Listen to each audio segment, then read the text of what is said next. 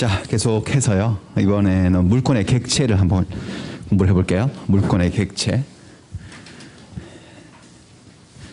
객체라고 하는 거 반대말이 뭐예요? 주체. 물권의 주체는 사람이에요. 모든 권리의 주체는 사람이에요. 자연인과 법인. 사람만이 권리의 주체가 되는데 권리의 객체는 권리마다 달라요. 채권의 객체는 채무자의 행위, 급부고 물권의 객체는 물건이죠. 물건을 지배하는 거니까. 물건인데 물건 공부를 좀 할게요. 물건. 일단 우리 민법에 물건이 뭔지 98조에 나와 있어요. 물건이 뭐다라고 돼 있고 그 다음에 99조에는 물건을 부동산과 동산으로 나누어요. 민법상. 그 다음에 얘들은 두 물건의 관계 개념이에요. 두 개의 물건이 주물과 종물 관계에 딱 놓일 때가 있어요. 주물, 종물. 그러면 종물은 주물처분에 따르는 부종성의 원리가 작동을 해요. 그럼 두 개의 물건이 원물과 과실의 관계에 놓일 때가 있어요. 이런 것들을 한번 개념을 배워보겠습니다. 이거는 100조, 이거는 101조, 102조 이렇게 나오거든요. 먼저 물건의 개념. 물건의 개념, 이게 뭐 시험에 아주 자세히 나오고 하는 부분이 아닌데 한번 이제 인문 강의 때 부담 없을 때 한번 들어보시기에 재밌어요. 물건이 뭐냐? 본법에서 물건의 정의 이렇게 나오네. 98조에. 본법이라 하면 민법을 얘기하지. 민법에서 물건이라 하면 한번 읽을까요? 한번 읽어보세요. 유체물 및 전기, 기타 관리할 수 있는 자연력을 말한다. 이게 물건 개념이에요. 여러분들 평생 사셔도 물건이 뭔지 법적 정의를 한 번도 못 배우실 건데 한번 들어보세요. 재밌어요. 물건이 뭐냐면은 일단 유체물이래. 유체물이 물건이래. 유체물이 뭐예요? 형체가 있는 물건. 우리 초등학교 때 배웠네. 형체의 3형태. 고체, 액체, 기체. 이게 전부 다 형체가 있죠. 얘가 물건이에요. 그 다음에 전기도 물건이래. 전기, 전파 이런 거. 기타 관리할 수 있는 요게 수식어야. 있는 자연력이 물건이에요. 형체가 있는 물건하고 자연력. 이 자연력은 저기 유체물에 대응해서 쓰인 용어예요. 그러니까 뭐라고 말을 바꿀 수 있냐면 무체물이야. 형체가 없는 물건. 그럼 전기 같은 경우는 형체 자체는 없잖아요. 저게 무슨 기체는 아니잖아, 저게. 그쵸? 이게 물건이래. 요거를 국어적으로 분석을 하면 이렇게 되는 거네. 자, 여기 또 관리도 설명해야 되네. 관리할 수 있는 자연력, 이렇게 했는데 여기서 말하는 관리는 이퀄 지배예요, 지배. 지배할 수 있는 이 소리예요. 지배가 뭐죠? 사용, 수익, 처분. 그럼 이렇게 되는 거네. 이거를 국어적으로만 분석을 하면 아, 물건은 무체물, 형체가 없는 물건은 관리할 수 있을 때만 물건이고 형체가 있는 물건은 관리가 되건 안 되건 물건이고 그렇게 되네. 국어적으로는. 그렇죠? 근데 그렇게 안 해요. 해석을 어떻게 하느냐. 문법, 국어 문법을 파괴해요. 요 관리할 수 있는이란 이 말을 저 앞에도 수식한다고 그래요. 이렇게. 그리고 전기 이런 것들은 예에 불과하기 때문에 날려버리고 중요하지 않기 때문에 이걸 해쳐모여 해서 다시 정리하면 이렇게 되는 거예요. 관리할 수 있는 유체물 및 무체물 이렇게 되는 거죠. 관리할 수 있는 유체물, 관리할 수 있는 무체물 이렇게 되는 거예요. 이게 물건 개념이에요. 그렇게 해놓고 봤더니 유체물하고 무체물을 합치면은 이렇게 할 수 있지 않나? 관리할 수 있는 것 이렇게요. 왜냐하면 세상에 존재하는 모든 존재는 둘 중 하나 아닌가요? 형체가 있는 거 아니면 없는 거. 제3의 영역이 있어 없어? 없잖아요. 그렇잖아요. 형체가 있건 없건 둘 중 하나지. 그러니까 의미 없는 말이 돼버리는 거죠. 결국 이렇게 저렇게 정리해보니까 물건 개념이 나왔어. 민법상 물건 개념은 이거예요. 인간이 뭐 할 수 있으면요.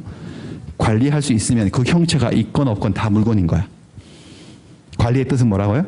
사용, 수익, 처분, 지배를 말하는 거예요. 그렇습니다. 그래서 또 교과서에 나오는 내용들인데 두꺼운 민법 교과서에 하늘에 떠있는 해, 달, 별 이런 거 있죠.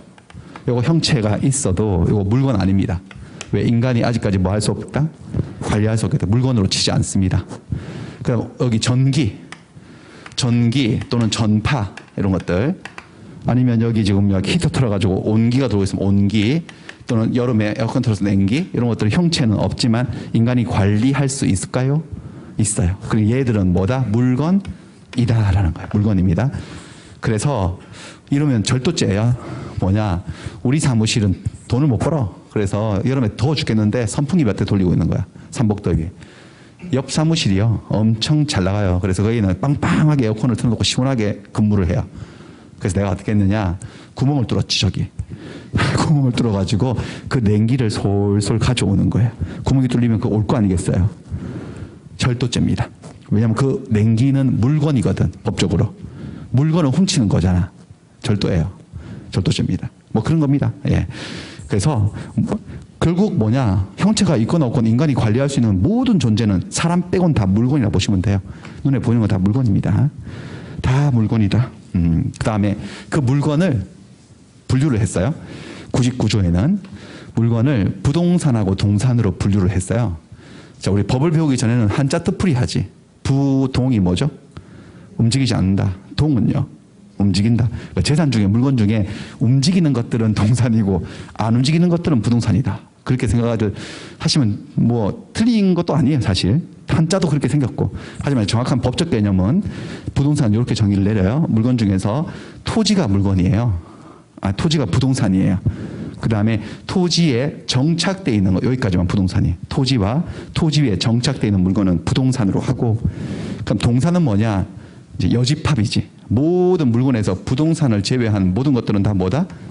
동산이다. 이렇게 정의를 내립니다. 그래서 올라가 볼까요? 올라가 보면, 아니죠? 올라가야지. 있네. 부동산과 동산. 토지와 토지의 정착물. 일단 토지가 뭔지는 다시 더 설명하기면은 이제 그러면은 한도 끝도 없는 거지. 그냥 토지는 직관적으로 그냥 토지 아시죠? 토지, 땅. 토지가 부동산이고 토지 위에 정착이 되어 있는 것들은 다 부동산이에요. 정착할 때 정자는 고정시키다 할 때 그 정자거든요. 그러니까 이 정착하고 부착하고 살짝 다르대요. 정착은 뭐냐? 토지에 고정되어 있어서 단단하게 결합되어 있어서 옆으로 용이하게 이동이 안 되는 상태. 그게 정착이에요. 이런 것들이죠. 건물, 수목, 따지 않은 과실, 사과배 이런 것들, 농작물 얘들 어디로 이동이 옆으로 이동이 됩니까? 안 됩니까? 안 되죠. 얘들이 다 부동산인 거야. 토지와 토지에 정착되어 있는 것들 다 부동산이에요. 여기 에어컨이 아니고 컨테이너 박스를 하나 이렇게 땅 위에 올려놨어. 자, 그런 건 부동산이라고 하지 않습니다. 왜? 토지에 뭐가 돼 있지 않죠? 정착 안 되고 딱 들어올리면 들어올라지잖아요. 그런 건 부동산이라고 지적하지 않지. 부동산 아니면 다 뭐예요? 동산이죠. 동산입니다. 부동산 이외의 물건은 다 동산이에요. 그럼 여러분들 이제 법적 리갈 마인드, 전기 있죠. 전기. 만지면 찌릿하는 전기. 전기는 부동산일까요? 동산일까요? 동산이죠. 왜 동산이냐 이렇게 물어보면 움직이잖아요. 이렇게 하지 마시고 99조 제1항에 전기는 일단 토지인가요? 토지가 아닌가요? 그리고 토지 위에 정착되어 있지 않으니까 뭐라고 하는 거죠? 동산이다. 이게 법적인 정확한 100% 정확한 대답이죠. 법적 리갈 마인드. 그러니까 동산은 부동산 이외의 모든 물건은 동산이다. 일단 물건인가요? 아닌가요? 전기도 물건인가요? 아닌가요? 왜 물건인가요? 라고 말하면요. 관리할 수 있잖아요. 우리가. 관리할 수 있으니까 물건이고 토지 및 정착물 아니니까 동산입니다. 이게 100% 정확한 대답이에요. 민법적으로는요. 전기, 전파 이런 거 동산입니다. 자, 이것들 다 부동산인데 여기서 우리가 좀 해결을 해야 될 게 뭐냐면은 부동산인데 이게 어떤 논점이 있느냐. 물건의 개수 개념이거든요. 개수. 토지 위에 정착되는 얘 전부 다 부동산인데 토지의 일부로서의 부동산이냐 아니면 별개의 물건으로서의 부동산이냐 요거를 이제 아셔야 돼. 예를 들어서 제가 한번 비유를 들어볼게요. 책이 없네. 이걸 책이라 칠게요. 책. 이건 책상이죠. 요거하고 책상하고 책하고 하나의 물건이에요? 두 개의 물건이에요? 두 개 별개 물건이죠. 그렇죠? 제가 이렇게 얹어 놓으면요. 두 개의 물건인가요? 하나의 물건인가요? 그래도 두 개예요. 이게 하나의 물건인가? 책상 이렇게? 아니죠.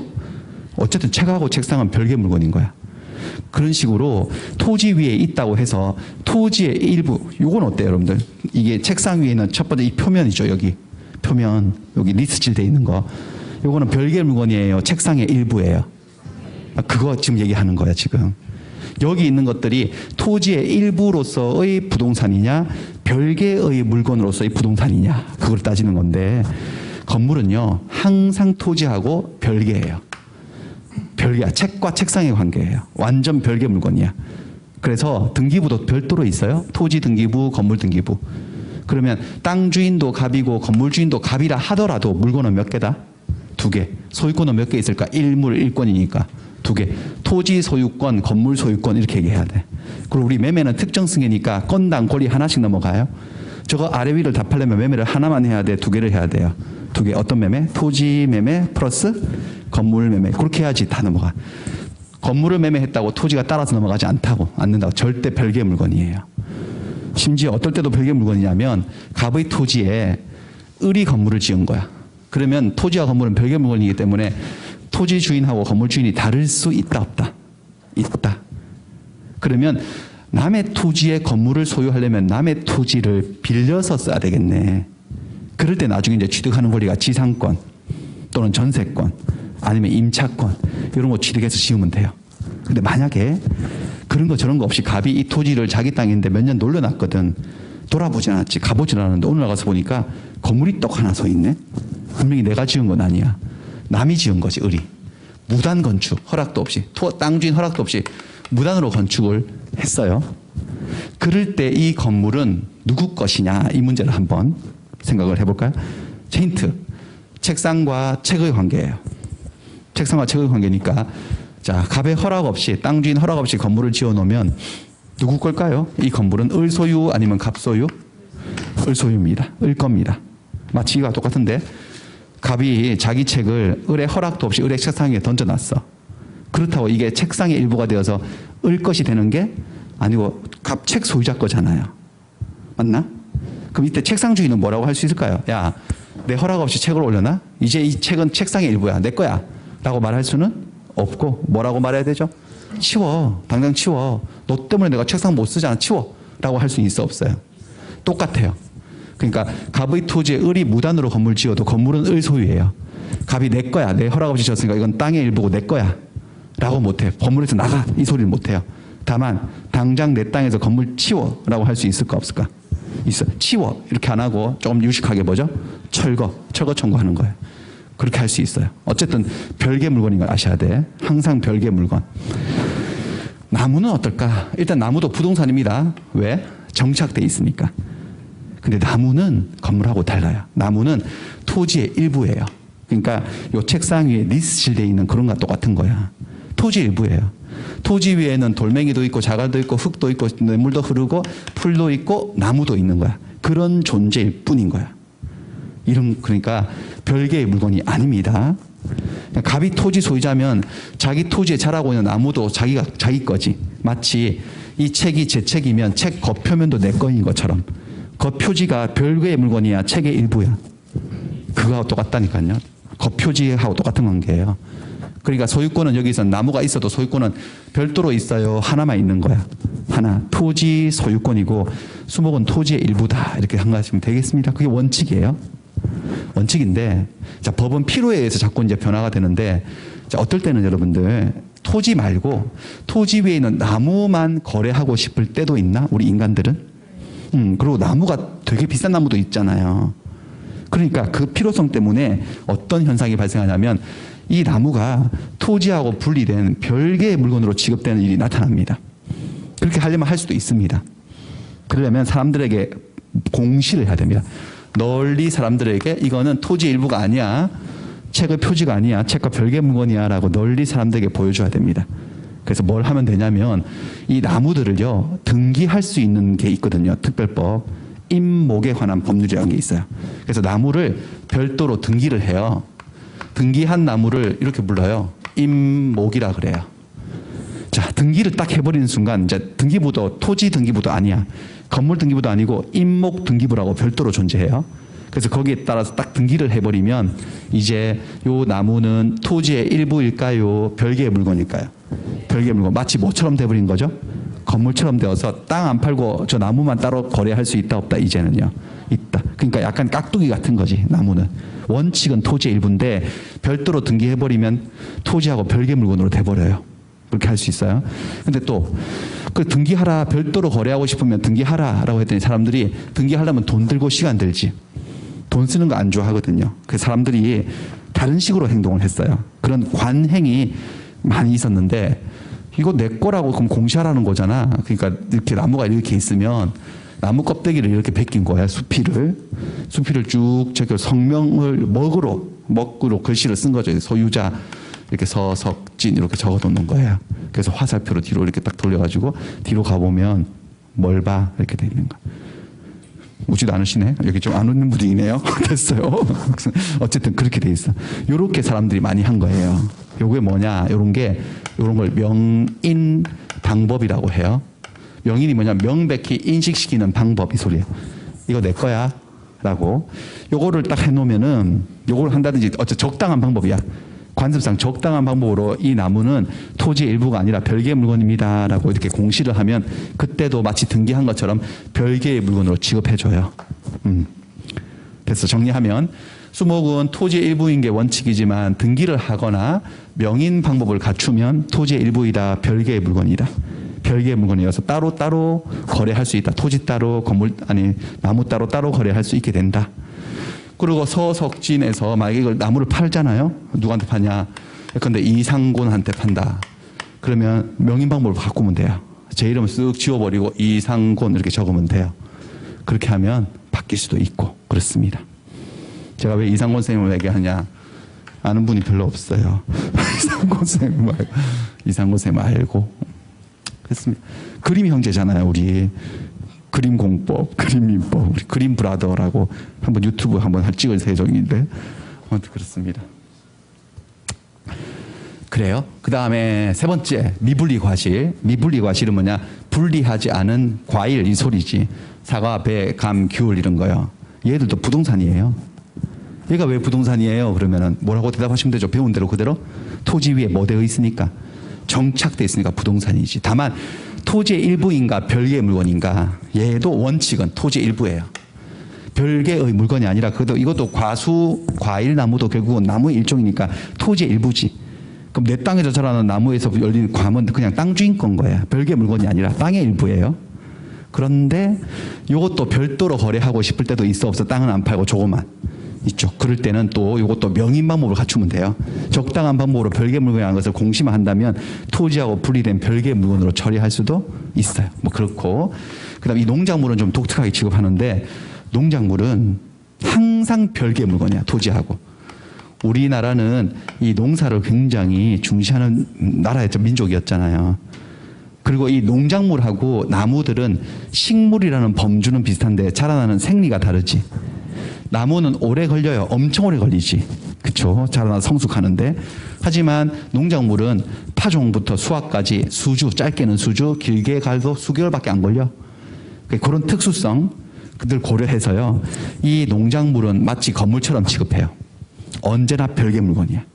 항상 별개 물건, 파, 마늘, 고추, 벼 이런 것들요. 걔들 항상 별개 물건으로 취급하기 때문에 또 명인 방법을 따로 갖출 필요도 없답니다. 왜냐하면 이 농작물들은 사람이 이렇게 부단히 가꾸지 않는 한, 정성을 들이지 않는 한 열지 않잖아. 성숙이 잘 안 되잖아요. 그런 것 때문에 이미 자라났다는 것 자체가 누군가가 관리했다는 것을 자기 온몸으로 이렇게 보여주고 있다는 거죠.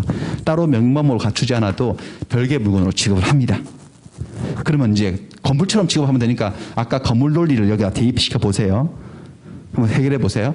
갑의 토지에 을이 농사를 좀 지으려면 파마늘, 고추를 심어서 어떻게 해보려면은 땅을 정상적으로 빌려야 될 거 아니겠어요. 근데 안 빌렸어. 그냥 냅다 그냥 놀고 있는 땅에 남의 땅에다가 파마늘, 고추 심어서 이만큼 자랐네. 탐스럽게 먹음직스럽게. 그럼 어떻게 되죠? 이 농작물은 누구 거예요? 갑 소유예요? 을 소유예요? 을 소유. 건물처럼요. 을 소유예요. 하지만 갑이 을 보고 뭐라고 해서 당장 뽑아 라고 할 수 있어 없어요? 있지. 뽑고 뽑아가라고 하고 그다음에 그동안 나한테 내가 입은 손해에 대한 배상을 요구할 수도 있어요. 하지만 야, 내 땅에 심은 거니까 이 상추 이런 거 다 내 거야. 그건 안 돼요. 그건 안 돼요. 그건 안 되게 되어 있어요. 뭐 요 정도. 요게 부동산 조금 얘기한 거고 그다음 부동산이 아닌 물건들은 모조리 다 뭐다? 동산이다. 동산. 이 가방, 신발, 시계, 강아지도 동산입니다. 여러분들. 물건입니다. 어떻게 강아지가 물건이냐? 짐승이지 라고 할 수 아니요. 인간이 관리할 수 있어 없어? 사용수익 처분할 수 있지. 다 모든 건 다 물건입니다. 여러분들. 물건. 그 다음에 부동산하고 동산으로 물건을 나누는 데는 이유가 있는데 다른 법적 취급이 전부 다 달라요. 엄청 다른데 가장 두드러지게 다른 게 이 물건들에 대한 권리가 누구에게 있는지 널리 사람들에게 알리는 걸 뭐라고 한다고 여러분들? 공시법 배우시잖아. 등기법. 이거 공시하는 수단을 공시 방법이라고 얘기를 해요. 공시 방법이 달라요.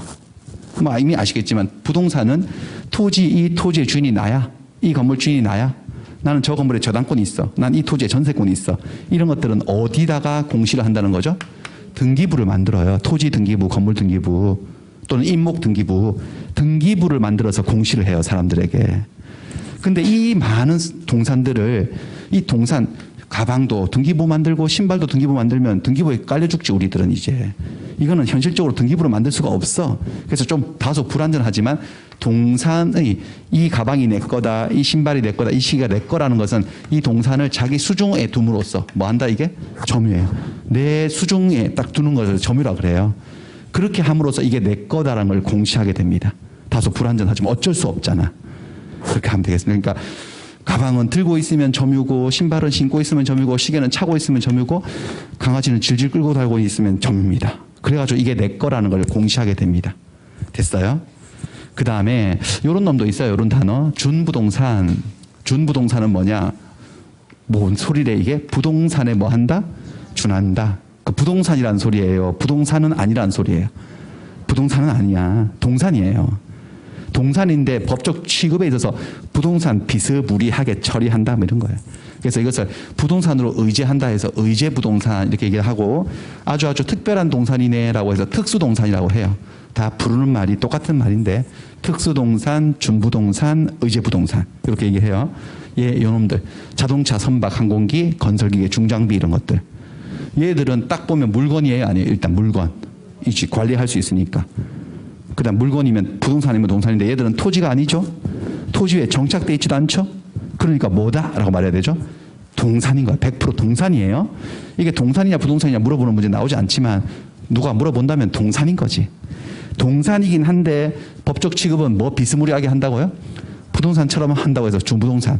그 대표적인 게 자동차의 소유권이 누구한테 있는지, 선박 소유권, 항공기 소유권, 건설, 기계 소유권이 누구한테 있는지는 동산이어서 이걸 점유로 함으로써 공시하는 게 아니고 얘는 동산인데도 뭐를 둔다는 거죠. 애들은요. 등기부를 둬요. 등기부 또는 등록 원부를 만들지. 그래서 부동산처럼 공시를 해요. 그렇습니다. 그래서 이런 것들 등기부, 등록 원부 있어 없어 자동차는요. 있고 선박도 등기부 있고 항공기도 그런 거 있지. 등기부 이런 거. 건설기계 이런 것들도 부동산처럼. 그래서 그렇게 얘기해요. 요 정도. 자, 부동산 동산은 됐고 그 다음에 그래서 오히려 부동산 학 개론에 가면 부동산 정의하면서 뭐 협의회 부동산 뭐 어쩌고 저쩌고 하면서 이게 동산인지 부동산인지 뭐 골치 아프게 막 따지면서 거기서 막 논쟁이 생겨요. 민법은 정작 가만히 있는데.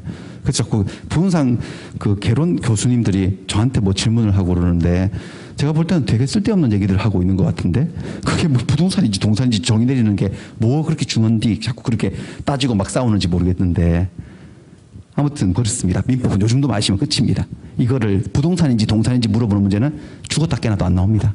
이 정도 감각만 있으시면 됩니다. 그냥. 그 다음에 주물종물 얘기해 볼게요. 주물종물. 이게 뭐냐. 여기서 엄청 중요한 원리 부종성을 이해하려고 하는 건데 자, 어떤 두 개의 물건이 주물과 종물의 관계에 놓일 때가 있습니다. 주물과 종물. 주된 물건, 종된 물건 이 소리지. 자, 보세요. 배, 노 젓는 배네. 노 젓는 배. 배가 주물 같아요. 노가 주물 같아요. 딱 봐도. 배가 주된 메인이고 메인. 노는 서브지. 종된 거죠. 자, 두 개의 물건이 A라는 물건과 B라는 물건 두 개가 있었는데 이 네 가지 요건을 충족시키면 B를 종물로 불러요. 첫 번째는 A하고 B는 독립된 별개 물건이어야 돼. 그러니까 물건 자체가 두 개여야 돼.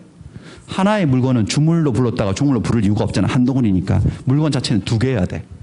두 번째, B라는 물건이 A의 상용에 제공되고 있어야 돼. 상용, 통상적인 용법, 원래 쓰임새에 제공되고 있어야 돼요. 이바지하고 있어야 돼. 보조작용을 하고 있어야 되고 세 번째, B하고 A는 소유자가 같아야 돼. 소유자가 다르면 주물, 종물로 부르지 않아요. 네 번째, B라는 물건은 A 곁에 있어야 돼. 부속. 부속이라고 하는 것은 장소적 근접성을 얘기해요. 밀접성, 근처에 있다 이거예요. 근접성을 얘기합니다. 한번 넣어볼까요? 여기다가 이 배와 노의 관계. 노는 배하고 별개의 물건으로 시장에 노만 사고 팔고 할 수도 있어 없어요? 있지. 자, 1번 통과. 그 다음에 노는 배의 상용에 제공되고 있지. 이 배라는 물건의 쓰임새는 뭐죠? 상용은 물 위에서 나아가게 하는 건데 이게 모터로 가는 배가 아니고 노가 필요하죠. 그러니까 노 젓는 배니까. 그 다음에 세 번째 이 물건의 소유자가 동일하고 그 다음에 노는 배 곁에 있으니까 부속되어 있으니까 이럴 때 B라는 물건 노를 뭐라 부른다? 종물. 이거는 주물. 자, 백조를 볼게요. 여기 보시면은 백조에 나오는데 어떤 물건의 소유자가 이렇게 나가요. 이 물건이 장차 주물일로 이제 일컬어질 건데 물건의 소유자가 그 물건의 상용에 제공하기 위해서 상용에 제공한다. 2번 요건이네. 자기가 소유하는 물건이라 그랬어. 소유자가 같다는 거죠. 3번 요건이네. 다른 물건을 알았어요? 1번 요건이네. 별개의 물건을 그 곁에다가 네 번째 부속을 시켰다고 그랬네. 자, 1, 2, 3, 4가 다 여기서 나온 거예요. 조문에서. 이렇게 요건이 충족되면 그 부속되어 있는 곁에 있는 물건은 뭐라고 부르겠다? 종물. 그럼 이 물건은 상대적으로 뭐라고 부르면 되죠? 원래 물건은 주물. 자, 그 다음에 너무너무 중요한 백조 2항. 자, 주물과 종물 관계면 한번 읽으시죠. 종물은 주물의 처분에 따른다. 종물은 주물의 처분에 따른다. 그러니까 노 젓는 배의 소유자가 배의 상용에 적용하기 위해서 자기가 소유하는 노를 배 곁에다가 뒀을 때 노는 종물이다. 노는 배의 처분에 따른다. 배 팔면 노 판 거다 그 소리죠. 이 원리를 뭐라고 하느냐? 부종성이라고 합니다. 이 원칙을 부종성. 부종성은 법의 세계에서 종된 것은 주된 것과 법적 운명을 같이 한다는 겁니다. 인간의 세계도 그렇고 뭐 그렇습니다. 다 인간들이 만드는 법이기 때문에 우리 춘향전을 보면 이도령이가 있고 방자가 있잖아요. 이도령이가 주인이고 방자는 종이잖아요. 신분 사회에서. 이도령이가 과거 보러 한양 가면 방자도 쫓아가죠. 이게 부종성이에요.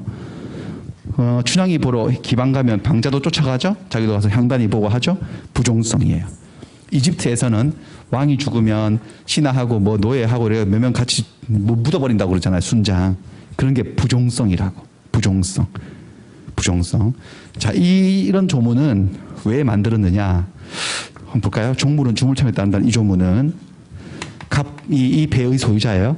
노 젓는 배의 소유자인데 갑과 을이 매매를 했어. 배를 매매했지. 일주일 전에. 그래서 오늘 잔금 들고 배 받으러 왔어. 오늘 배 인도하는 날이에요. 배 인도 받으러 왔다가 노 때문에 싸움이 벌어졌네. 노 때문에. 노를 걷는 거예요. 이렇게. 배를 받아가지고 가져가야 되는데 노를 걷어요. 그래서 을이 아니 노를 왜 걷어요? 라고 하니까 갑이 안 팔았으니까요. 라고 하는 거예요.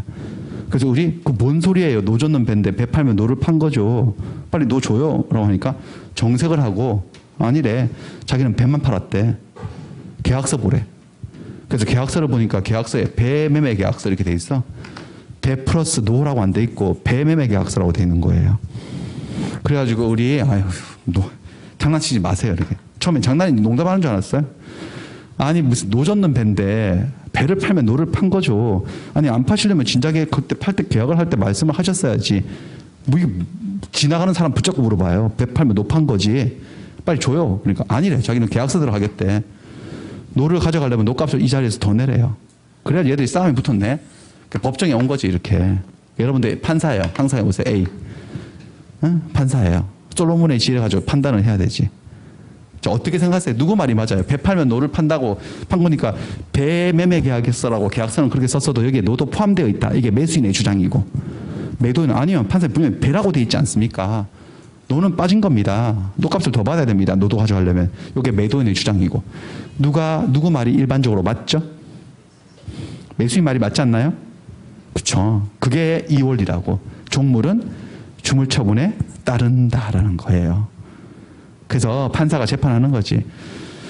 자, 그 매수인이 하는 말이 맞습니다. 매도인. 이게 노 젓는 배인데 배를 팔면 노도 파는 거죠. 그러니까 노도 넘겨 주시죠. 이렇게. 제가 제 마음대로 재판하는 게 아니고 민법제 100조 2항에 종물은 주물처분에 따르는 법이다라고 되어 있습니다. 그러니까 포함되어 있는 겁니다. 그래서 넘겨주세요라고 재판을 하는 거예요. 자. 자, 그런데 이런 조문들은 어디에 의미를 두고 있냐면, 혹시 이건 어떨까요? 을이 배를 사러 왔을 때 처음부터 갑이 이런 말을 하네. 형씨, 내가 배는 파는데 노는 사연이 있어서 못 팔아요.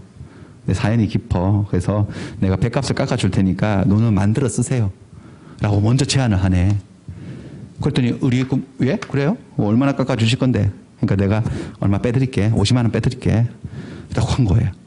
그럼 그럽시다. 이렇게 된 거예요. 그럼 어떻게 된 거죠? 종무를 주분처분에 따르기로 했어? 안 따르기로 했어? 안 따르기로. 그래서 특약을 해서 계약서에 적었지.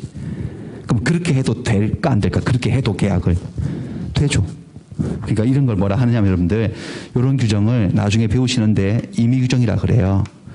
자, 여러분들 고정관념 하나 깨야 돼. 자, 우리는 법이라 하면 무조건 지켜야 되는 거라고 생각을 많이 하지 않습니까? 하지만 이런 규정은 종무를 주물처분에 따른다는 규정은 꼭 지켜야 돼? 아니면 다르게 할 수도 있어. 다르게 하고 싶으면 다르게 해도 되는 거네. 안 지켜도 그만인 거야. 그냥 두 사람만 합의가 되면. 우리는 뺄 거예요. 노는 뺄 거예요. 배값 깎아준다 그래가지고. 뺄 수 있어. 이런 규정을 뭐라 한다 여러분들? 임의규정이라 그래요. 임의규정 엄청 많아요. 안 지켜도 그만인 규정. 그럼 또 이런 궁금증이 들어야지 자연스럽게. 왜? why? 왜 만들었을까? 안 지켜도 그만인 규정을 왜 만들어 놨나? 잉크 아깝게. 종이 아깝게. 왜 만들었을까? 에? 왜 만들었을까? 아까 그 첫 번째 싸움은요. 첫 번째 싸움은 자기들이 특약 같은 걸 사전에 했어? 안 했어요? 안 해놓고 싸울 때 기준으로 삼기 위해서 만들었을 뿐이고, 특약 같은 걸 해가지고 우린 저렇게 안 하고 다르게 할 거예요 라고 하면은 이 적용을 안 하는 규정을 임의규정이라고 얘기를 합니다. 차차 하기로 하고 많이 배우실 거예요. 자, 그 다음에 그런 식으로 따지자면 여러분 이거 실제 사건인데 백화점과 전화교환 설비. 백화점 건물이 이렇게 있어. 백화점 건물이에요. 여기 지하 2층에 고가의 기계 장치가 있어. 이거 전화교환 설비인데 여기는 딱 전화가 걸려오면 입점업체들 전화가 걸려오면은 각 그 입점업체 전화를 연결시켜주는 기능을 하고 있는 기계 장치예요. 옛날 사건인데. 그러면 이 백화점 건물하고 전화교환 설비도 이 요건을 충족하고 있는지 한번 따져볼까요? 백화점 건물하고 전화교환 설비는 독립된 별개 물건이라고 할 수 있어 없어요? 있죠. 백화점 건물은 부동산, 얘는 뭐죠? 동산, 기계장치로. 그 다음에 이 전화교환 설비는 건물의 상용에 제공되고 있다고 말할 수 있고, 그 다음에 소유자가 동일하고 건물 주인이 건물 지을 때 사서 설치했을 거니까. 그럼 지하 2층에 있으니까 곁에 있으니까 뭐 돼 있고요? 부속. 그러면 백화점 건물이 주물이면 전화교환 설비는 뭐다? 종물이다. 이렇게 되는 거야. 종물은 주물처분에 따른다는 부종성에 따라서 백화점 건물주인 갑이 이 건물을 매매하면 지하 2층에 있는 전화교환 설비도 매매의 대상에 포함이 된 거야, 안 된 거야? 된 거죠. 그렇게 해석을 해요. 근데 빼고 싶으면 뺄 수도 있나 없나? 있고. 그렇죠? 여기 또 그런 것도 있는데 여기 358조에 저당권의 효력의 범위. 저당권. 그럼 저당권의 효력이 뭐였냐면 저당권은 저당물을 내가 돈을 안 갚으면 채무자가 돈을 안 갚으면 경매로 해가지고 우선 면제 받아가는 게 저당권의 효력이었거든. 그 효력은 저당 부동산에 부합된 물건과 어디에도 미친다고요? 종물에도 미친다고 돼 있네. 요거 한번 넣어볼까요? 어떻게 되는 건지. 그러니까 백화점 건물주인이 갑이었는데 국민은행을 찾아가서 돈을 빌려요. 국민은행이 돈을 빌려주고 이 건물에 뭐를 취득해뒀다는 거죠? 저당권을 취득했어. 그럼 이 저당권의 효력은 건물에만 미칠까요? 여기 있는 기계장치에도 미칠까요? 그게 여기 있죠, 여기. 그 말은 곧 무슨 말이냐?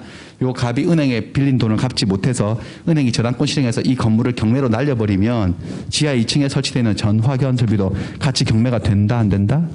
된다는 소리예요.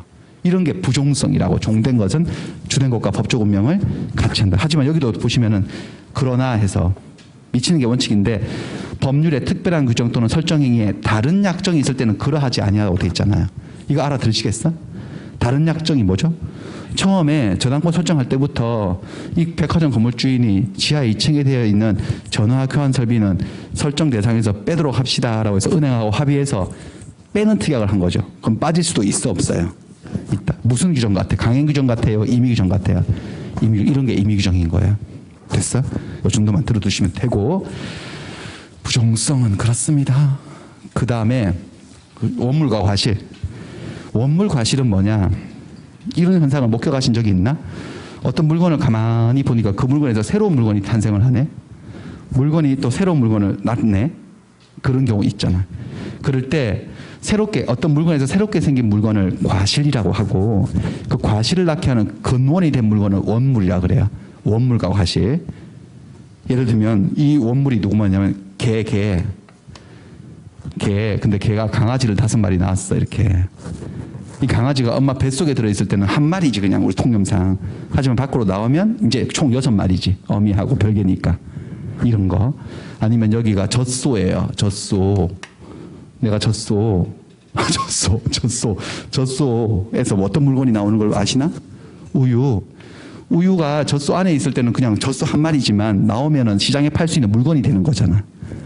이 양이에요, 양에서 어떤 물건이 나오죠? 털 이런 거. 이런 게 이때 개, 젖소, 양을 원물이라 그러고 우유, 그다음 강아지, 털을 과실이라고 하는 거예요. 그다음 이런 것도 있지 않나? 원물이 건물이란 물건에서 건물을 빌려주면 매달 100만 원씩 나와요. 그러니까 뭐죠? 임료 같은 경우지. 차임 같은 경우. 토지를 빌려주면 토지에서 매달 지로라는 새로운 수익이 생기고 돈을 빌려주면 금전, 돈을 빌려주면 이자가 나오지. 이런 것도 어떤 물건에서 새롭게 생기는 수익이잖아요. 이런 놈들을 뭐라고 한다고 여러분들? 과실. 과실인데 과실에는 천연 과실이 있고 법정 과실이 있어요. 제가 위에 든 것들이 무슨 과실 같아요? 천연 과실 밑에 있는 것들이 법정 과실이야. 보세요. 여기 있네. 자, 위로 좀 올려드릴까?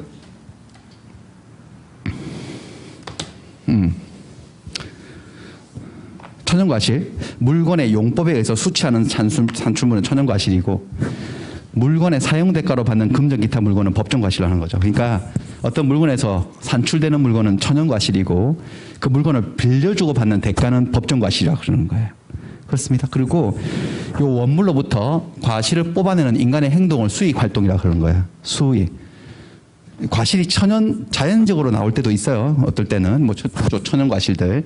하지만 그보다는 인간이 그 활동을 할 때가 많죠. 젖소를 잘 먹여가지고 양질의 우유를 뽑아내는 거, 젖을 짜가지고 이렇게 하는 거지. 젖소들이 시작합니까? 오늘 짜가지고 자기가 주인한테 와가지고 오늘 할당량입니다. 받으시죠. 젖소가 스스로 그러지 않잖아. 양이 자기가 바리깡으로 뒤를 깎아가지고 주인한테 갖다 바치고 안 하잖아. 사람들이 그거를 하잖아. 양을 잘 먹이고 젖소를 잘 먹여서 그런 걸 뽑아내고 집에서 차임이 저절로 나옵니까?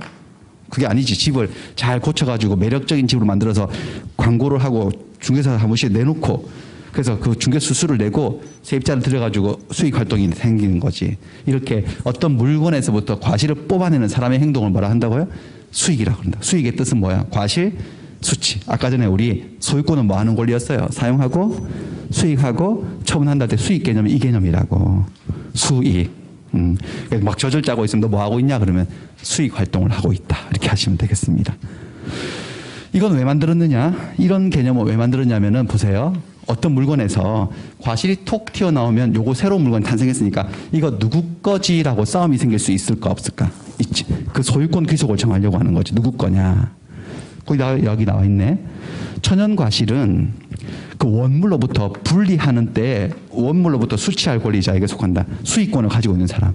예를 들면 개 주인이 소유자가 사용 수익권이 있어 없어 소유권자면요. 있겠지. 그러니까 강아지가 톡 튀어나왔을 때 그 어미 주인이 있잖아요. 소유권자가 강아지의 주인이 되고 젖소의 소유자가 우유의 주인이 되고 그런 얘기죠. 그런 얘기인 거야 이게. 수취할 권리자는 꼭 소유자 말고 다른 사람일 수도 있지. 뭐 빌려줬으면 또 다르게 돌아갈 수 있는데 어쨌든 그렇게 되고 법정 과실은 수취할 권리의 존속기간 일수 비율로 치료한대. 예를 들면 요 건물로부터 매달 100만 원에 100만 원 안 된다. 계산 안 된다. 90만 원. 90만 원의 월세가 나오고 있어요. 법정 과실이. 근데 이번 달에 갑이 소유자가 이 건물을 매매를 해가지고요. 을에게 소유권이 넘어가. 수취할 권리자가 바뀌는 거예요. 그럼 이번 달 차임은 누가 받아야 되나 수익은 가져가나 이 문제인데 만약에 이번 달 20일 날 소유권이 넘어간다면 존속기간 일수 비율로 시도한다는 말이 무슨 말인지 아시겠죠? 3분의 2, 60만 원은 매도인이 먹고 그다음 30만 원, 3분의 1은 매수인이 먹고 그런 거 정해놓은 거예요. 요런 거를 원물 과실이라고 해서 지금 물건 개념을 쭉 한번 들어보셨어요? 1년 동안 쭉쭉 써먹으면 돼요. 됐어. 그 다음에 넘어갑니다. 여기는 그렇고 그다음 물권 법정주의로 갈게요. 물권 법정주의. 물권 법정주의. 자, 물권은 절대권이었어요? 상대권이었어요? 절대권. 누구에게나 주장할 수 있죠. 그러니까 누구에게나 주장을 하려면 누구든지 수긍할 수 있는 규범으로 만들어야 되는 거지. 법으로만 만들어져요. 계약으로 자유롭게 못 만들어요. 채권은 채권자하고 채무자 두 사람 사이에서만 효력이 있기 때문에 두 사람만 합의를 보면 자유롭게 채권을 만들 수 있지만 물권은 자유로운 게 아니고요. 법으로만 정한다. 이게 물권 법정주의입니다. 자, 물권 법정주의란 물권의 종류와 물권의 내용은 오로지 법에 의해서 정해지며 당사자들이 임의로 자기들 마음대로 계약으로 이 말이죠. 둘이서 합의해서 이와 다른 물권을 창설하는 것은 금지된다는 원칙이에요. 그게 물권 법정주의예요. 다만 여기서 말하는 법이요, 법. 법정주의 할 때 법은 두 종류의 법이 있어요. 우리가 이건 중학교 때 배웠던 거 그런 것 같은데 법에도 법의 존재 형식에 따라서 문서로 되어 있는 법을 뭐라고 하더라? 성문법 이런 말 들어보셨나? 중학교 때 배우는 거 아닌가요? 문법. 문서화되어 있는 법을 성문법이라 그러고 문서는 없어. 몇 조 몇 항 이런 건 없는데 그냥 그게 법으로 인정되는 걸 불문법이라고 하지 않나요? 문자로 안 돼 있는 법을 불문법 이렇게. 성문법 국가는 어디고 불문법 국가는 어디고 막 그런 거 중학교 때 외웠던 것 같은데 그렇습니다.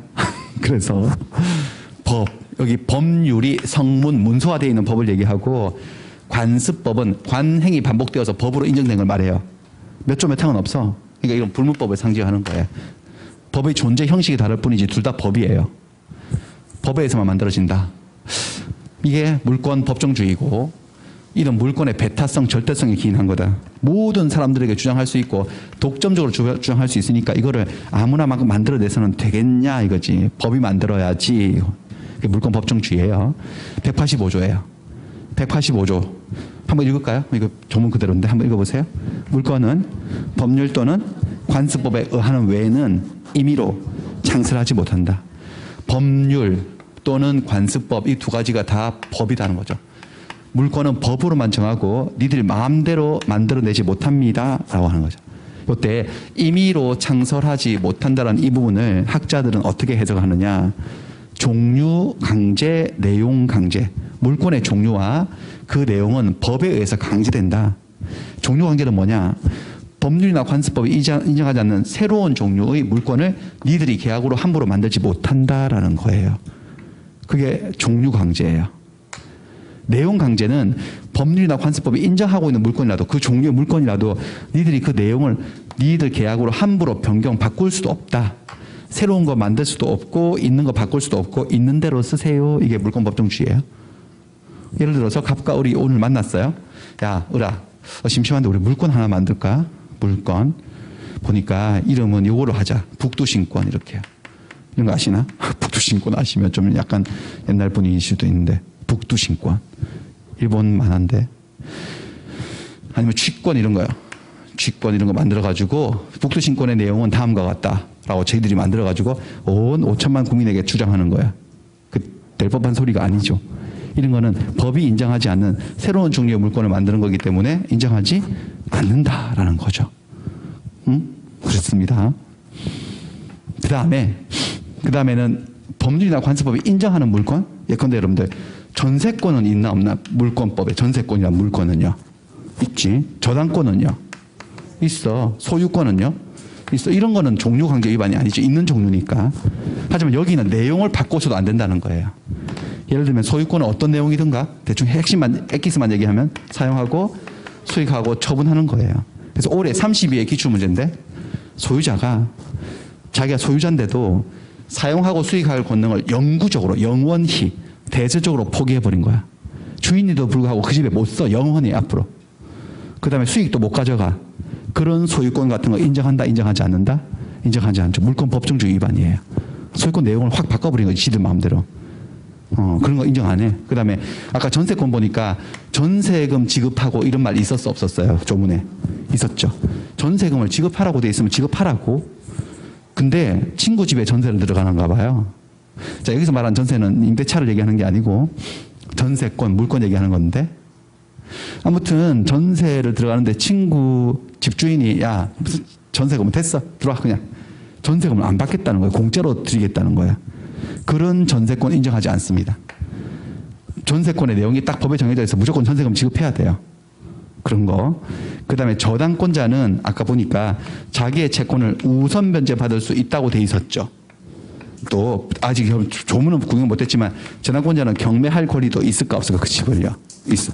이게 다 법에 나와 있는 내용인데 저당권 설정 계약하면서 야 다른 사람이 경매하면 너는 우선을 받을 수 있지만 네 자체가 경매할 권리는 없도록 하는 걸 하자라고 둘이서 저당권의 내용을 건드린 거야. 경매는 못하도록 해버린 거야. 저당권자에게 특약을 줬고 이런 특약 효력 있다 효력 없다 없다. 물권 내용 바꿨기 때문에 법이 인정 안 한다는 거죠. 종류 강제 내용 강제예요. 자 됐고 그 다음에 종류 강제하고 관계돼서 그러면 법이 인정하고 있는 종류의 물권들은 뭐가 있는지를 한번 살펴볼게요.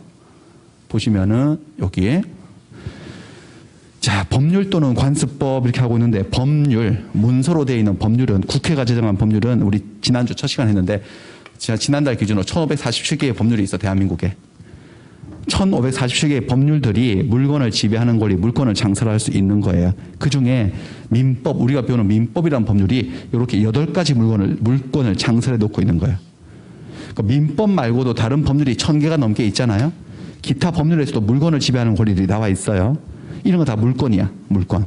그래서 시험 문제가 다음 중 물권인 것은 물권이 아닌 것은 이렇게 물어봐요. 한 번씩. 그래서 한 번만 들어보세요. 간단하게 가벼운 내용인데 광업권 이거 물권이래. 광업권 물권이에요. 어업권도 물권이에요. 그럼 이것들이 어떤 물건을 지배하는 권리냐. 일단 물권인 걸 한번 볼까요. 여러분들 제가 안 내려도 프린트물을 한번 보세요. 밑에 각주로 내려가 보세요. 각주로 내려가 보시면은 광업법 10조 나오죠. 뭐라고 돼 있나요? 광업권의 성질 한번 읽어보세요. 광업권은 물권으로 하고 그게 물권법정주의야. 광업법이라는 법률에서 광업권이 독점 지배권이다. 배타적이고 절대적인 물권이라고 규정하고 있어요.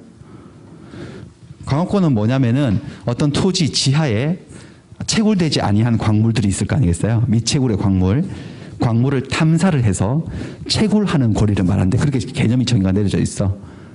근데 그렇게 하려면 토지에 있는 광물들을 탐사하고 채굴하려면 광업권자가 돼야 되는 거예요. 광업권을 가진 사람만 독점적으로 그 광구에서 그런 것들을 할 수 있지. 토지 소유자도 못해요. 토지 소유자도 자기 토지 지하에 매장되어 있는 광물은 못 건드려요. 왜냐하면은 광물은 독립된 광업권이나 물권의 대상이 되기 때문에 이런 게 물권 법정주의예요. 어업권은 뭐냐? 어업을 할 수 있는 권리겠지. 이거는 무슨 법에 나올 것 같아요, 여러분들? 어업권은요. 아마도 어업법에 나올 것 같지만 어업법이란 법은 없습니다. 수산업법이란 법이 있던데 보니까 법 내용은 자세하게 알 필요 없고 수산업법에 보니까 어업은 이렇게 정의가 내려져 있어요. 수산 동식물을 포획하고 채취하고 또 염전해서 바닷물을 증발시켜서 소금을 생산하는 사업을 어업이라 어업. 근데 그런 어업을 하려면 시장, 군수, 구청장으로부터 면허를 받아야 해서 어업권을 취득한 자만 그 지역에서 독점적으로 그걸 할 수 있는 거예요. 물권인 거예요. 거기 밑에 보세요. 또 각주 보시면 16조에 뭐라고 되어 있습니까? 어업권의 취득과 성질에서 어업권을 뭐로 한다? 물권으로, 독점 지배권으로 정의되어 있죠. 저런 게 물권 법정주의예요. 저렇게 법이 딱 인정했을 때만 독점 지배권 물권이 탄생하는 것이지 둘이 만나가지고 물권 만들 수 없다는 겁니다. 그런 거고 그 다음에 이런 뭐 가등기 담보권, 양담보권은 나중에 자세하게 우리 가등기 담보법에서 배우시는 거니까 넘어가고 그 다음 관습법상의 물권을 한번 볼게요. 이번에는 몇 조 몇 항은 없어. 방금 봤던 광업법처럼 수산업법처럼 몇 조 몇 항은 없는데 관습에 의해서 법으로 인정돼서 물권이 인정된 것들이 있어요. 지금 보니까 동그라미라고 되어 있는 것은 물권으로 인정된 사건이고 X라고 되어 있는 것은 이거 물권 아닙니까? 라고 주장했는데 아니야. 물권 아니라고 한 거예요. 대법원까지 가서. 그래서 보시면은 하나씩만 한번 인거하고 아닌거 하나씩만 한번 예를 들 건데 일단 관습법이 뭐냐면요. 관습이 계속 반복된 거야. 그 일은 그렇게 처리하는 관행이 지속적으로 반복되어서 사회 구성원들이 그것을 법이라고 확신을 가지게 되면 아 저건 몇 조 몇 항이 없어도 저건 법이야 라고 확신을 가지게 되면 그 관습이 법으로 승화되는 거죠. 이렇게. 그게 관습법이에요. 예를 하나씩만 보여드릴게요. 분묘기지권 요거. 그 그다음 온천권은 X죠. 온천권이라는 물권이 존재한다고 주장했지만 결국 인정 안 된 사건인데 하나씩 한번 들어보세요. 먼저 분묘기지권이 뭐냐. 자, 왼쪽은 분묘기지권 그림이에요. 분묘기지권. 분묘는 무덤이에요. 기지는 뭐냐. 터기자에 땅지자예요. 이 무덤이 깔고 앉아있는 이 땅을 기지라고 해요. 분묘기지권은 뭐냐면은 을이 아버님이 돌아가셔서 여기다 모셨나 봐. 분묘를 설치한 거예요. 근데 자기 토지가 아니고 남의 토지야. 타인의 토지에 분묘를 설치한 자가 그 제사를 지내기 위해서 분묘의 기지 아래 땅하고 그 옆에 공지까지, 뭐 제사 지내려면 옆에도 좀 써야 되죠. 거기다가 음식 차리고 절해야 되니까 여기까지를 분묘 기지와 공지를 사용할 수 있는 권리, 이게 분묘 기지권이에요. 그러니까 분묘의 기지 사용권을 줄여서 분묘 기지권이라 하는 거야. 근데 이런 권리는 어떻게 하면 발생하냐면은 세 가지 경우가 있어요. 발생하는 경우가. 그 중에 대표적인 한 가지가 토지 소유자의 승낙을 받아서 분묘를 설치하면 분묘 기지권이 발생해요. 그러니까 아버님이 돌아가셔가지고 우리 땅 주인 갑을 찾아갔어. 다 옛날 얘기예요. 지금은 함부로 아무데나 무덤 설치하면 안 되지. 근데 다 옛날 얘기인데, 그래서 땅 주인에게 아버님이 여기다 모셔달라고 유언을 하셨다. 좀 모십시다. 내가 지로는 적당하게 드릴 테니까 라고 했더니 토지 소유자가 그러세요 라고 한 거예요. 그래서 아버님을 여기다 모신 거예요. 아버님을. 그러면 토지 소유자가 허락받았으니까 분묘의 기지, 갑의 토지를 사용할 권리를 취득을 한 거예요. 이 권리 이름이 뭐라고 여러분들? 분묘 기지권이에요. 근데 문제가 어떤 문제가 생겼냐면 그래가지고 몇 년 동안 제사를 딱 지내고 오고 있었는데 어느 날 갑이 이 토지를 팔아버린 거야. 병에게. 매매 계약을 하고 등기가 이전되어서 소유권이 갑에게 병으로 넘어간 거야. 이전된 거야. 이전. 얘는 이제 소유자가 아니고 딴 데로 갔어. 그래가지고 새 땅 주인하고 요 기존에 무덤 설치한 아들하고 다툼이 생기는 사건이 있었을까 없었을까요? 있었겠죠. 아마도. 어떤 다툼일까요? 새로운 땅 주인은 이 을에게 뭘 요구한다? 이장을 요구하는 거죠. 이장이라 하면 철거죠. 분명히 철거를 요구한 거야. 나는 이 무덤 싫습니다. 전 소유자한테 허락받고 쓴 거 아닙니까? 그러니까 나는 싫으니까 이장하세요. 내가 한 달 드릴 테니까 이장하세요. 라고 말을 하면 을이 아니 그게 무슨 소리예요. 내가 먼저 무덤을 설치해가지고 당신 무덤 있는 거 다 보고 사는데 어디다가 이장합니까? 이거를 이장할 데도 없습니다. 라고 하니까 병이 그건 내 알 바가 아니고 이장하세요. 안 그러면 강제 집행 들어갑니다. 이러고 싸운 거야. 그래가지고 막 싸우면 어떻게 됐을까 여러분들 한번 생각해보세요. 우리 선조들이 어떻게 살았을까? 누가 이겼을까? 새로운 땅 주인이 새 주인이 이겼을까? 분묘 기지권자가 이겼을까요? 어떻게 이겼어? 분묘 기지권자가 이긴 거예요. 이겼어. 그러니까 뭔 소리냐? 우리는 어떻게 살아왔냐면 우리 민족은 또 제사를 중시하니까 정상적으로 적법하게 무덤이 설치되는 땅을 그걸 보고 산 사람들은 그거를 용인해야 된다. 그게 우리 사회의 관습이었다는 거죠. 그리고 그건 계속 지속된 관습이기 때문에 사회 구성원들이 법적으로 확신을 겼어. 아니 무덤 있는 땅 샀으면 그거 인정해야지. 그거 뭐 철거 못 시켜. 이게 우리들 내재돼 있었다. 우리들 법적 확신으로 관습법이 된 거죠. 그러니까 무슨 말이냐면 을은 이 분묘 기지권을 갑에게만 주장할 수 있었다는 거예요. 병에게도 주장할 수 있었다는 거예요. 병에게도. 혹시 한 번 더 바뀌면 정에게는 주장할 수 있고 무에게는 주장할 수 있으니 자 이게 뭐예요? 절대적 권리라는 거예요. 상대적 권리라는 거예요. 절대적 권리. 즉 물권이라는 거예요. 채권이라는 거예요. 물권이죠. 절대권. 물권인 거야. 분묘기지권은. 자, 물권은 물권인데 대한민국 어느 법률을 다 뒤져도 분묘기지권이라는 5글자가 등장하는 곳은 없습니다. 그러니까 이거는 법률이 인정한 물권이다. 관습에 의해서 인정된 거다. 관습법상의 물권이다. 이런 소리예요. 됐습니다. 이 정도 감각. 이거 하나만 더. 이번에는 이건 어떤 사건이냐면 이거는 1970년도 대법원 판례사 70년도에 선고된 대법원 판례인데 이 땅은 충청남도 아산군 온양읍 온천리예요. 동네 이름이 온천리예요.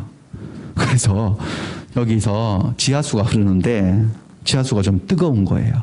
그래서 여기서 물을 빼버리면 뜨거운 물이 막 나오는 거야.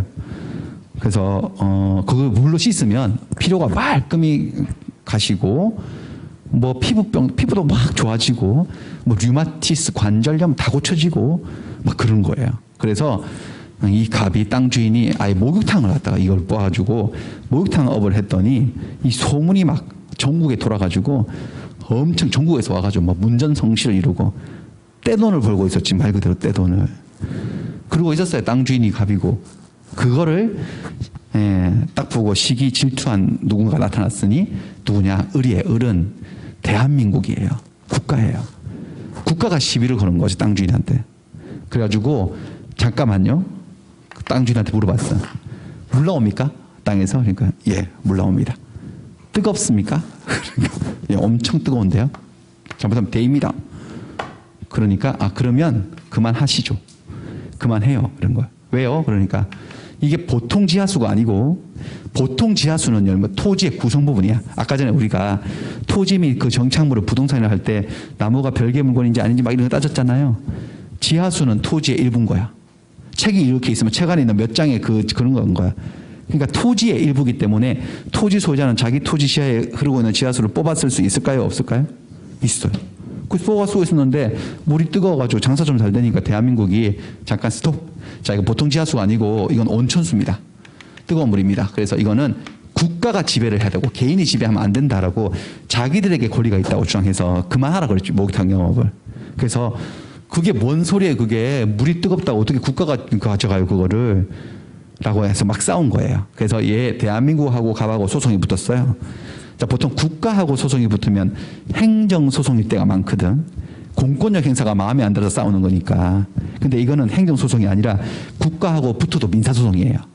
왜냐하면 그냥 이 물건이 온천수라는 특별한 물건이 누구 것인지를 따지는 거기여서 국가 공권력 작용하고 관계없기 때문에 민사소송이야. 민사예요, 민사. 그냥 민국이하고 붙은 거야, 한판. 민국이는 직접 법정에 나올 수 있어, 없어? 대한민국이는요. 못 나오지. 어떻게 나오지가. 그래서 누가 대신할까요, 소송을? 법무부 장관이 하는 거야. 법무부 장관하고 한판 붙은 건데, 얘가 이쪽으로 소송 걸었어요. 대한민국이 원고, 얘가 피고에서 소송 이름은 광천 방해배제 청구였어요. 광천, 온천수니까 내 거니까 우리 거니까 건드리지 마. 이렇게 된 거예요. 그래가지고 막 싸웠는데, 그래서 판사가 또 사건을 맡아겠죠. 그래서 판사님, 이게 보통 물입니까? 뜨거운 물인데 이런 것들은 개인이 관리해서는 안 됩니다. 국가에게 지배권이 있다고 주장하는 바입니다. 라고 주장을 했더니 A가 뭐 그래? 너 지금 이게 물건인데 온천수가 물건에 대한 지배권, 너 지금 물권 주장하고 있는 거야. 근데 너 물권 법정주의라고 아니? 물권은 네가 막 주장한다고 인정되는 게 아니고 그게 법으로만 정해져. 그 보통 물건들은 다 이름이 있는데 그럼 네가 주장하는 물건은 이름이 뭐지? 라고 했더니 대한민국이 뭐라 그랬을까요? 이렇게 이름을 단 거죠. 지 마음대로 뭐라고? 온천권이요. 이렇게 한 거예요. 온천수에 대한 권리니까 온천권이겠죠. 이렇게 한 거예요. 그랬더니 판사가 또 물었어요. 온천권? 그거 어디 있냐? 자, 광업권은 물권이라고 광업법에 있었어, 없었어요? 있었지. 어업권은 물권이라고 수산업법에 있었어, 없었어요? 그 근거를 대라는 거죠. 어디 있냐고. 온천권이 물권이라고 어디 있냐고. 그거. 그랬더니 대한민국이 온천법에 있겠죠. 이렇게 된 거예요. 온천법. 이렇게. 아무거나 들먹인 거죠. 근데 여러분들 이게 70년대 대법원 사건이고 온천법은 1981년도에 만들어졌어요. 당시에는 온천법이란 법 자체가 없었어요. 그러니까 내 판사 생활 내 20년에 온천법이란 법은 없다. 그런 법 없다.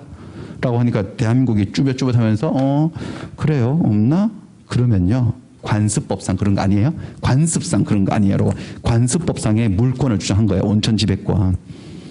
그랬더니 판사가 그거 아니라 그런 거죠. 여러분들 아까 전에 무덤이 설치되어 있는 땅을 새로 산 사람은 무덤의 존재를 용인하고 그 다음에 무덤 설치한 사람은 계속 제사를 지낼 수 있었다는 건 우리의 법적 확신으로 내재되어 있잖아요. 여러분들 느껴보면. 맞나? 하지만 이번에 다른 질문. 여러분들 땅에서 물 나와서 물 막 쓰고 있다가 뜨거우면 지배를 그만두고 국가에게 지배권을 넘겨야 된다는 그런 확신이 있어요? 없어요? 없지? 그렇지 않나요? 예. 다들 마스크 써가지고 대답도 묻지도 않고 대답도 안 하시고 그러시네. 그렇지 않나요? 그러니까 이게 무슨 말이냐면 이 온천권이라는 권리는 존재하지 않는다는 거죠. 대한민국이 존재도 안 하는 물건을 지 마음대로 주장하고 나선 거예요.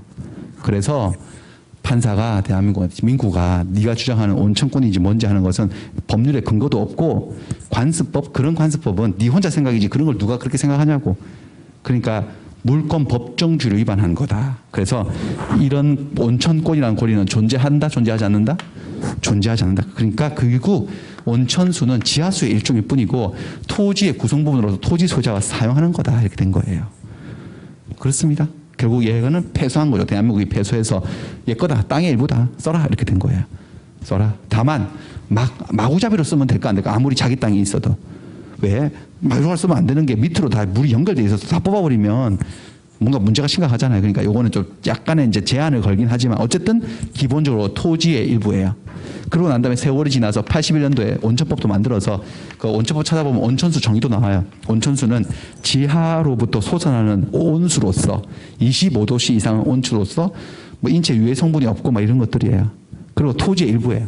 토지 소유자가 쓰면 되는데 약간 제한을 받으면서 사용하는 거죠. 그래서 이 사람은 이겨가지고 그다음부터 점점 더 성행을 해서 그 유명한 온양온천 잘 됐다 뭐 이런 얘기가 되겠습니다. 지금 우리가 공부한 게 뭐라는 거예요? 물권, 법정, 주의를 공부한 거예요. 다시 물권은 법으로만 정합니다. 함부로 계약으로 만들어낼 수가 없다라고 하는 물권, 법정주의를 설명을 드렸습니다. 여기까지 할게요. 여기까지 하고 잠깐만 한 타임만 더 합니다. 잠깐만 쉬었다가 우선적으로 좀 보겠습니다. 예.